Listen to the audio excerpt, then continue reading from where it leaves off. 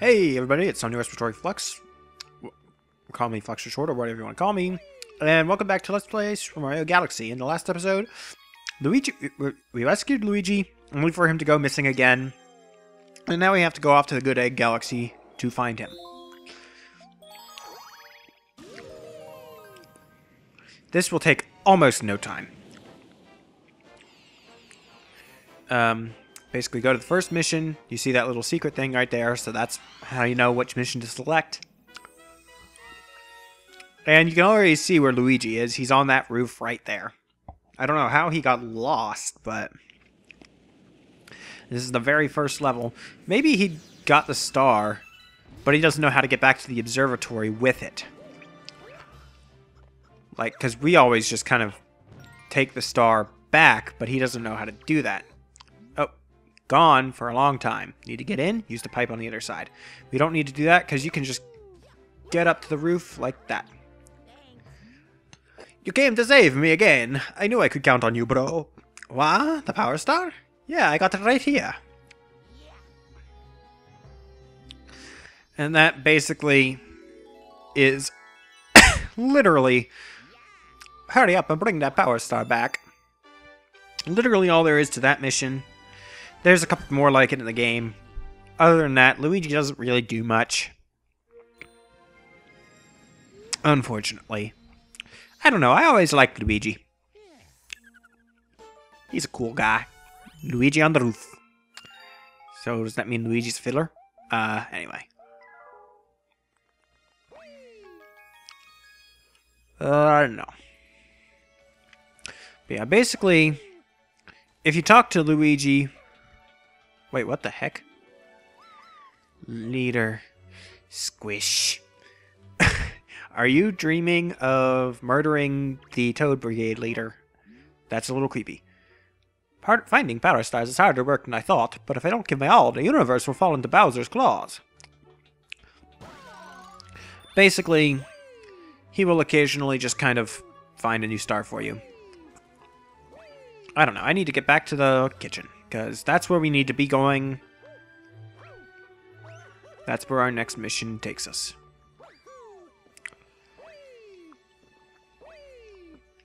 I'm going to do the fairly quick secret mission that's in that second... I think it's fairly quick. I don't know. I don't remember exactly what it is. That was a bad decision. I always overestimate my ability to jump around this corner. I don't know. It's not supposed to be done, but it's fairly easy to do. The spinning and the jumping is pretty useful. But yeah. Rather than going into that third mission there, which is the one you're supposed to go to next, I'm going to go ahead and get the secret star. Unless it's not the secret star, in which case I will meet you back here. But yes, let's go back into this. And kind of skip through that. Yeah. Yeah, like I said, this... Actually, it's a stalagmite. Whatever it is, it's rock, and you can break it with a spin, and there's a launch star inside of it. And this will take you off elsewhere. Also, the background... Ah, yes, this is what I thought it was. Is the matter splatter. Well, not really. It's this gimmick. Basically... The floor is only solid where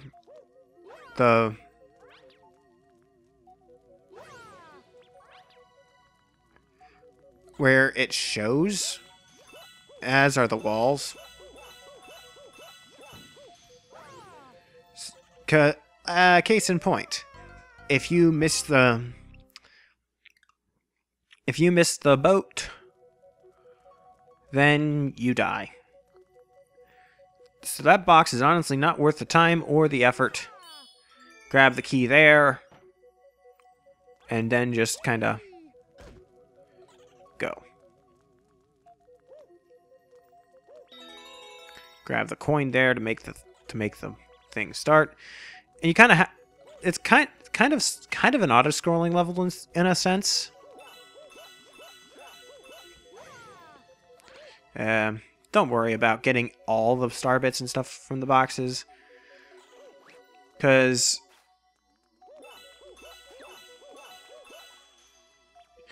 surviving the level is more important. And also, I guess this doesn't take a whole, like, take no time like I thought it might. Ow. But it's still fairly short. Basically, you just kind of have to follow the floor as you can, because what is showing is solid and what isn't showing isn't solid. Grab the 1-up. Don't need those coins because I'm at full health. Don't do that. There. And the last door that opens up has your star. That's basically all there is to it, but if you wait too long, you kind of die.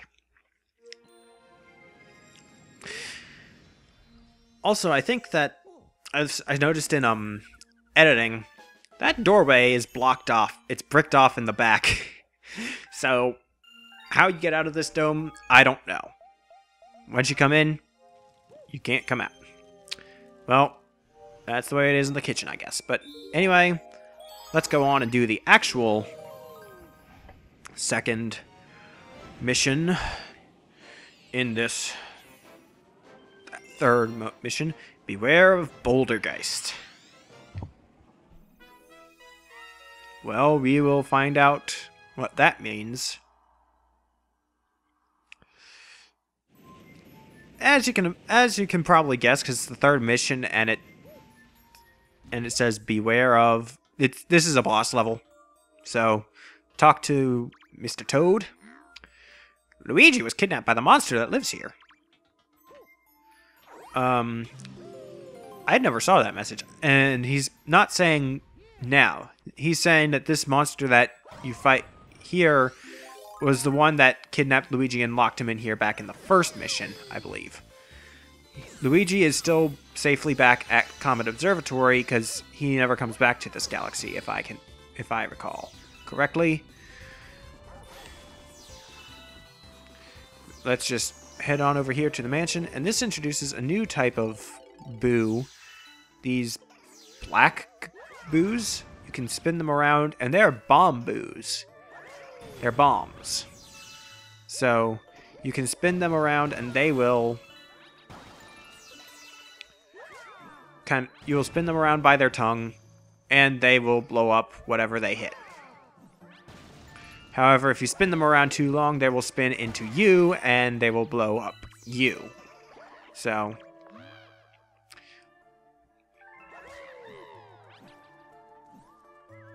or no, they just kind of get away, I guess. Something. Why will that not blow up? Thank you. But anyway, the stairs here are gone, but this fireplace with the statue in it's still there, and you can blow up the statue to get past it. There's a passageway behind. Also, there's a box there. If you're not so hasty, you can get some star bits or whatever from it. But now this leads us to the actual, meat and potatoes of this level. Climbing up this tower. You can spin near that to get some star bits. These spiders are annoying. You can spin them and they will do that. You got sling pods.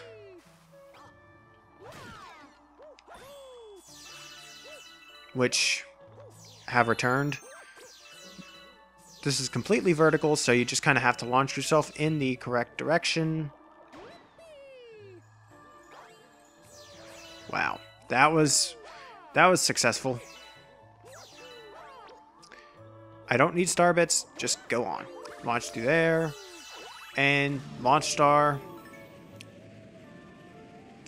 Got a little thing here. Some bamboos. You can blow up the statues for a coin and a 1-up.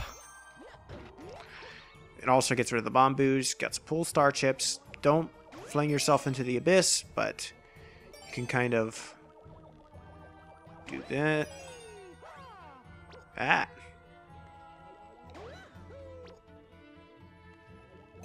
You can kind of pull yourself towards the pool thing without launching yourself towards them if you're a little worried. But yeah, once you got that, some pool stars appear over there. Launch yourself up to within pulling reach.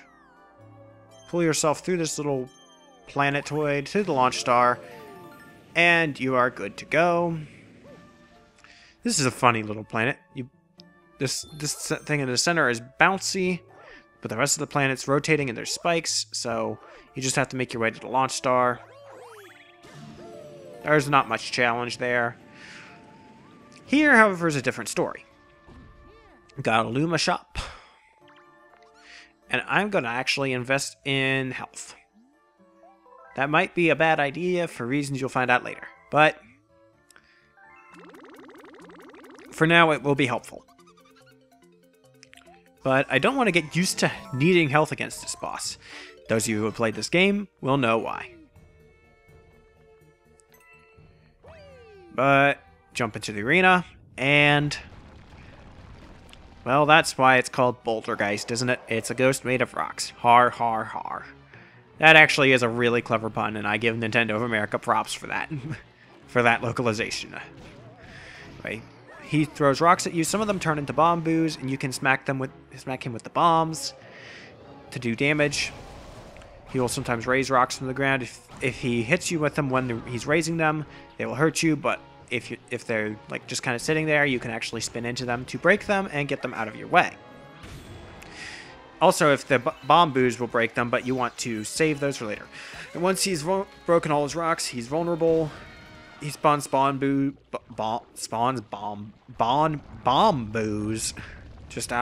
just in general. Hit him, and then he reforms and has hands now, which he will punch you with. These will also break the rocks he spawns, by the way, but and your bamboos will damage the hands, but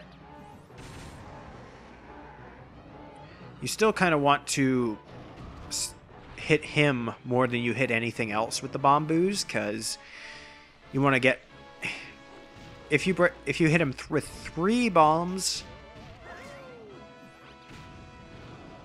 That hit his hand, so it didn't count. 3 bombs, his hands will just go away.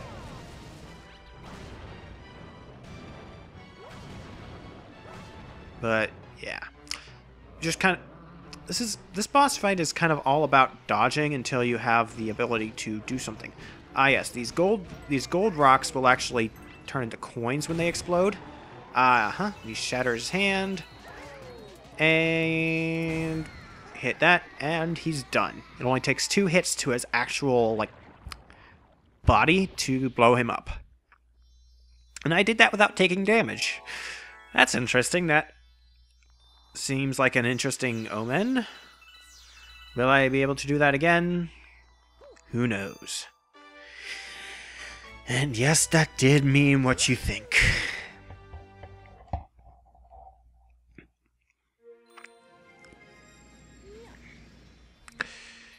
Anyway, 40 stars. We are on a roll. New chapter has been added to the storybook. But let's look up here. And yes, Daredevil comet in orbit for the ghostly galaxy. I don't know if I have time to do this or not. I actually forgot to start my timer again for this episode too, so I'm just winging it, but Bouldergeist's Daredevil run. This is one of my least favorite stars in the game. Now, fortunately, it starts you off right here at the end. You don't have to go through the whole level. But you still have to beat the boss without taking any damage. And this is the main reason why, on several occasions, that one life meter almost got burned into my TV screen at home. Hopefully this doesn't happen with this TV, but who knows. This is the first time I've played this game on this TV. This is the first time I've really done much playing of any games on this TV, because I've only had this since I've lived in this apartment. Bomb. I don't know. I do speed these comets up other than the fast foes, as I said before. Fast foes and cosmic comets. Cosmic comets, since they're different enough, fast foes, since the whole gimmick is that they're faster anyway. But it's pretty easy to avoid taking damage on that phase of the fight without the hands, and especially where once you've just gotten him down to his, like, once you've broken down his body, you can actually kind of do that. Hit him the one more time without too much trouble. But once he summons his hands, it's a lot easier to take damage. And 2 hits to the hands will shatter them completely, though. So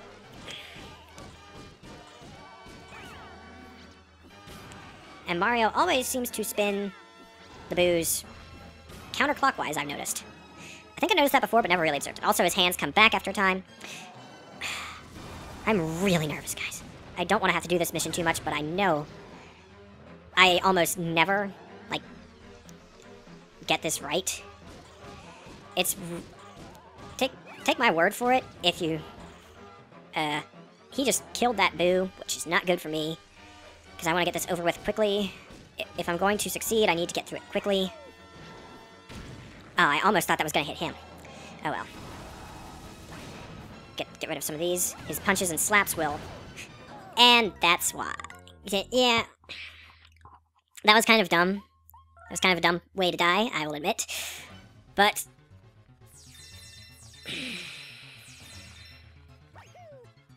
yeah, so...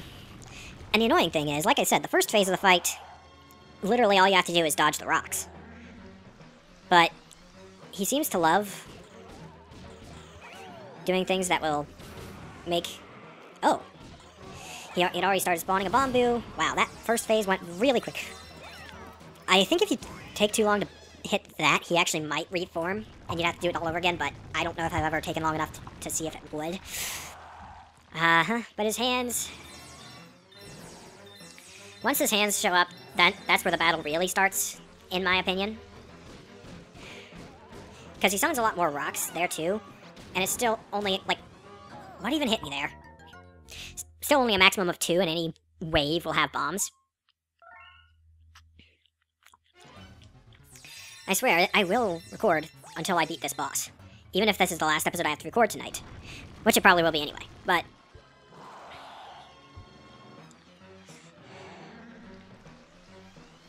But no, this boss... This is honestly probably one of the hardest missions in the game for me. Like, even more so than a lot of the ones people consider hard. I've had so much trouble with this particular mission. It's just a really busy fight. And it can go on forever, because the bombs will often just spin into his hands. And once he has his hands, and he has more attacks to do than spawning rocks to throw at you, he will sometimes avoid that attack for a while. If he avoided it entirely, he'd be unbeatable. So, guess he is yet another example of what TV Tropes calls the tactical suicide boss. But getting hit with a rock, death. Like it would be in real life, obviously, I guess. I think I'm gonna stop commentating the first phase of this fight.